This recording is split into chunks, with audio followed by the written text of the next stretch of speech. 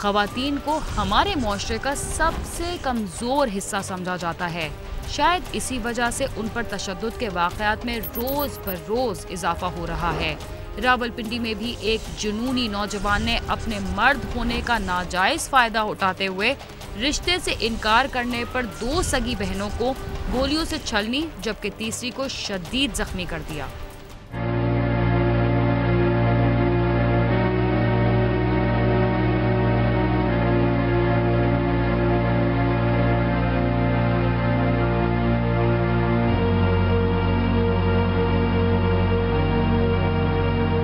मामूली तनाज़ात पर असलहे का इस्तेमाल कई कीमती जानों के ज़िया का बायस बन चुका है, इसलिए कि नौजवान नस्ल पिस्तौल से फायरिंग को मर्दानगी का सबूत समझती है। रावलपिंडी के हसास इलाके लालकुर्ती में वाक़े एक निजी गर्ल्स हॉस्टल को 3 सगी बहनें चलाती थीं। गुज़श्ता रोज वो मामूल के मुताबिक काम काज में मसरूफ थीं कि असद नामी नौजवान हॉस्टल में दाखिल हुआ और अंधाधुंध फायरिंग शुरू कर दी, जिसकी जद में आकर 2 बहनें साइमा और सायरा जाँ बहक हो गयी, जबकि सोबिया शदीद जख्मी हो गयी। ये 3 बहनें थी जी, सोबिया, सायरा और साइमा। ये इस हॉस्टल को रन करती थी। उनमें से एक जो है वो जो सायरा थी वो स्टूडेंट भी थी वर्चुअल यूनिवर्सिटी की, और एक जॉबलेस थी, और ये बतौर वार्डन यहाँ पे थी। इनका तनाज़ा था अपने किसी बंदे के साथ जो जिंदा बच गई, उसने मैं बताया। वो कहीं आ जाया और वो आके उसने इनको फायर किया। 2 की डेथ हो गई है और एक सोबिया जो है वो अलाइव है, तो वो हॉस्पिटलाइज्ड है। ऐनी शाहिदीन के मुताबिक हमलावर फायरिंग करने के बाद असलहा लहराता हुआ फरार हो गया और हसास इलाका होने के बावजूद इसे किसी ने रोकने की कोशिश नहीं की।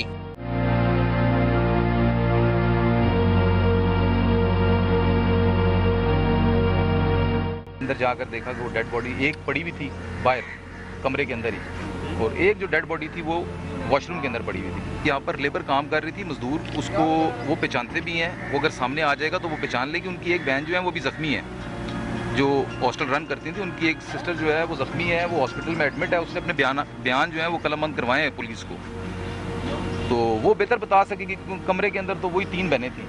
करोला गाड़ी थी, ब्लैक कलर की थी। अच्छा। मैं जब बाहर आया तो वो 2 मजदूर खड़े थे, वो गाड़ी लेके भाग गया था गाड़ी लेके। अच्छा। उसके पीछे 125 वाला बंदा आया था, गाड़ी लेके भाग गया था। 125 वाला उसके पीछे भागा था, मगर वो नहीं रुका, वो निकल चुका था। जब हमें आंटी आई हैं नौकरानी, उन्होंने कहा जी इस बंदे को रोको, गोली मार के भाग गया। वो भाग चुका था। आता रहता था जब से ये हॉस्टल बना 1 साल से। अच्छा। तब तो आता रहता था डेली यहाँ। पुलिस हुकाम का कहना है कि इब्तदाई तहकीकात के मुताबिक मुल्जिम असद मकतूला सायरा से शादी करना चाहता था, मगर लड़की के इनकार पर इसने फायरिंग कर दी। हॉस्पिटल में जो है उसने बल्कि लड़कियों की बच्चियों को बताया, वो वही बात बताई कि जो जिसके साथ वो एक से शादी करना चाहता था वही इनको मार के गया। अब आगे मजीद उनकी स्टेटमेंट सामने आएगी तो पता चलेगा कि क्या हक़ाइक़ है। पुलिस ने गर्ल्स हॉस्टल के सिक्योरिटी गार्ड्स को भी शामिल तफ्तीश कर लिया है। पुलिस के मुताबिक हमलावर हॉस्टल के अकबी दरवाजे से दाखिल हुआ और फायरिंग करने के बाद फरार हो गया। हॉस्टल के जो मुलाजमीन हैं उनसे पूछा है, वो तो ये कहते हैं कि हमारे जो दूसरे गेट से अंदर गया है, तो ये भी पूछेंगे उससे कि कैसे वो इन गया, चूँकि वाकफियत तो उसकी थी। हो सकता है बुलाया गया हो सकता है वैसे, चूँकि वार्डन थी वो, उनके पास ही लोग आते हैं, कस्टमर्स भी उनके पास ही आते हैं। जो नए हॉस्टल में आने वाले वो भी उनके पास आ सकते थे, यानी ये इनका ऑफिस बना हुआ है, उधर बना हुआ है, तो ज़्यादा इम्कान ये कि वो इस बहाने से अंदर आया। समाजी माहिरीन का कहना है कि असलहे तक आसान रसाई नौजवानों में छोटी छोटी बातों पर फायरिंग जैसे वाक़यात का बायस बन रही है। मुतल्लिका इदारों को असलहे के बढ़ते हुए इस्तेमाल पर फौरी काबू पाने के लिए इक़दामात करना होंगे। कैमरामैन फैसल मसूद के साथ आमिर सईद अब्बासी, समा, रावलपिंडी।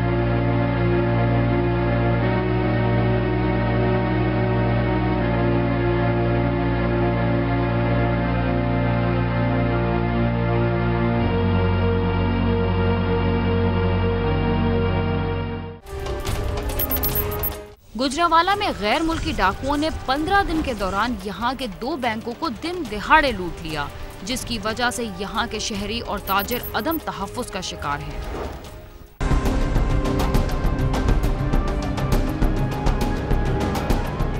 पंजाब के तीसरे बड़े सनती शहर गुजरांवाला में पुलिस अफसरान की गफलत से रवां माह के पहले 15 रोज में एक ही बैंक की 2 ब्रांचों को गैर मुल्की डाकुओं ने लूट लिया। पुलिस रिकॉर्ड के मुताबिक पहली वारदात 11 जून को एमनाबाद और दूसरी वारदात 20 जून को शेखुपुरा रोड पर हुई।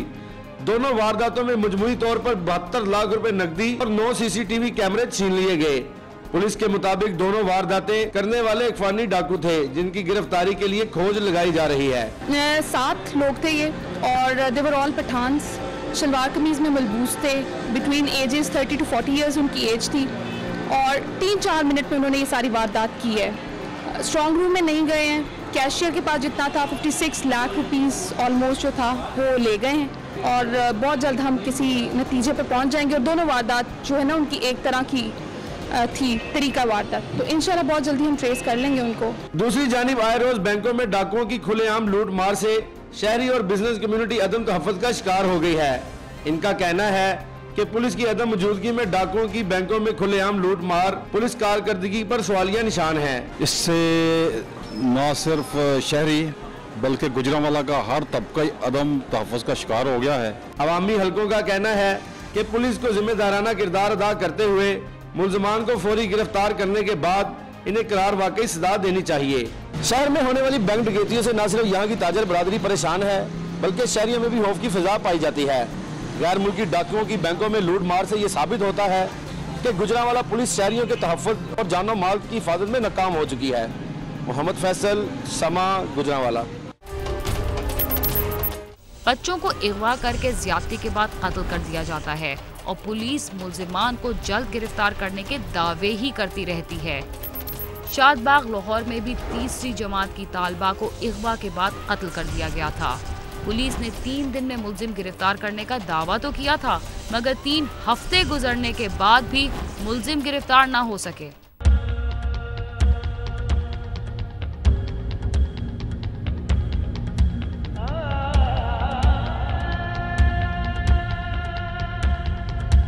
शादीन पार्क शादबाग के रहायशी मेहनतकश आशिक अली के 4 बच्चे हैं। उसकी सबसे छोटी बेटी 9 साला ईशा दोपहर को अपनी मां से 5 रुपए लेकर टाफियां लेने के लिए निकली और फिर वापस न आई। घर वाले उसे तलाश करते रहे मगर उसका कुछ पता न चला और अगली सुबह ईशा की लाश घर के करीब एक वीरान कोल्ड स्टोरेज से मिली जिसे ज्यादती के बाद कत्ल कर दिया गया था। सो के उठी, खाना खाया तो कहती है मामा मुझे 5 रुपए दे। 5 रुपये दी ये चीज़ लेने के लिए गई है, दोबारा वापस मैंने हंडिया पकाने रखी। हंडिया पका के मैं बाहर गई, बड़ी बेटी कहती है कि अम्मी ईशा नहीं आई अभी तक। उसके बाद ढूंढते रहे, नहीं मिली। रात को रिपोर्ट दर्ज करवाई, सारी रात घूमते रहे, रिश्तेदार बहन भाई सब, कहीं नहीं पता लगा। सुबह को स्टोर पर लाश मिली उसकी। ईशा की मां आज भी अपनी नूरे नजर को याद करके खून के आंसू बहाती है, जबकि उसकी बहन आयशा का कहना है कि उन जालिमों को जिंदा जला दिया जाए जिन्होंने उसकी बहन को कत्ल किया। आज तक पुलिस ने क्या कर रही है हमें नहीं पता क्या कर रही है। ये तो आदमियों को पता है कि बाहर क्या हो रहा है क्या नहीं हो रहा। हमें तो तसल्ली मिल रही है कि आज मुजरिम मिलेगा, आज मिलेगा। अगर वो जो आदमी पकड़े हैं इतने दिन हो गए हैं, कुछ नहीं मालूमात हासिल हो रही। पुलिस हुकाम का कहना है कि हम कातिलों के बहुत करीब तक पहुंच चुके हैं, जल्द ही उन्हें गिरफ्तार कर लिया जाएगा। अगेन ये जो बच्ची वाला भी हुआ है, ये भी अब बात ये कि ये ऐसी आबादियाँ कैंट की साइड पे या सिविल लाइन की साइड पे कम है जहाँ पे ऐसा हो सकता है। ये अनफॉर्चुनेट इंसिडेंट्स हैं, लेकिन ये किसी तरह से सिटी में ही हो गए सारे। सो सिटी का सच उनकी नाअहली इसमें नहीं, मैं कहूँगा डिटेक्शन से पता लगेगा नाअहली या अहलियत हमारी, और उसके लिए हमें टाइम चाहिए। गली में बैठा ये बूढ़ा आज भी अपनी मासूम पोती की राह तक रहा है कि शायद वो वापस आ जाए, मगर अब उसकी याद ही आ सकती है, वो नहीं।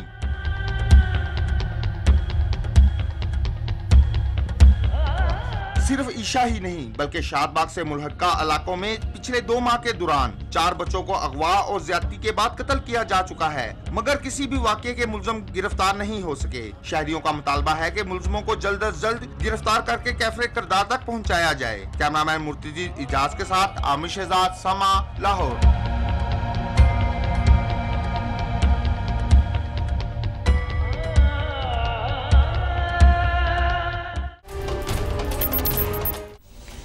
नौ माह कबल कराची से अगवा होने वाले बच्चे का तावान अदा करने के बावजूद वालिदैन को उनका लख्ते जिगर ना मिल सका और ना ही पुलिस अगवा होने वाले बच्चे को ताहाल बाजियाब करवा सकी।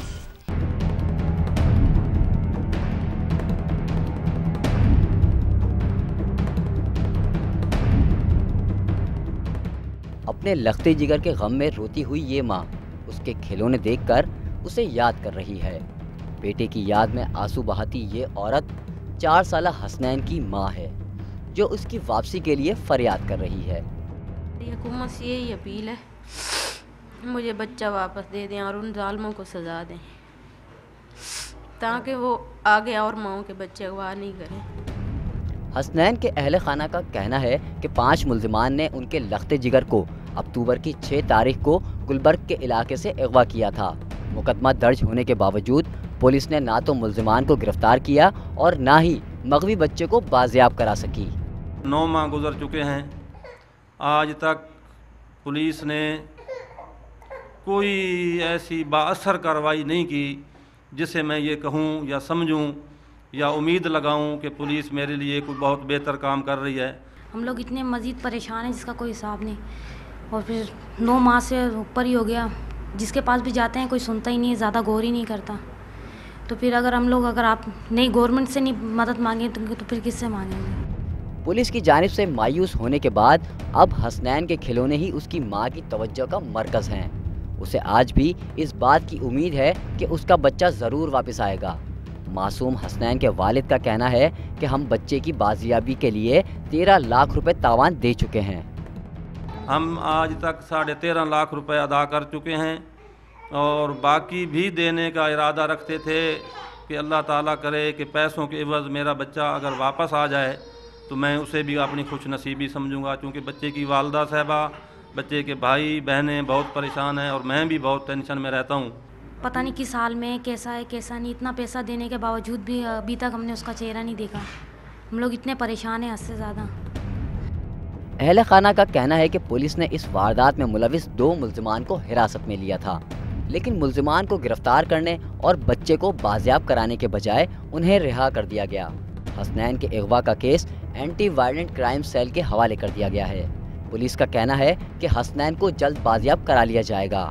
न सिर्फ कराची बल्कि पूरे मुल्क में बच्चों के अगवा और कत्ल के वाक़यात में इजाफा हुआ है, जिसकी वजह से नन्हे मुन्ने बच्चों के वालिदैन उन्हें स्कूलों में भेजते हुए भी खौफजदा रहते हैं। खुर्रम गुलजार, समा, कराची।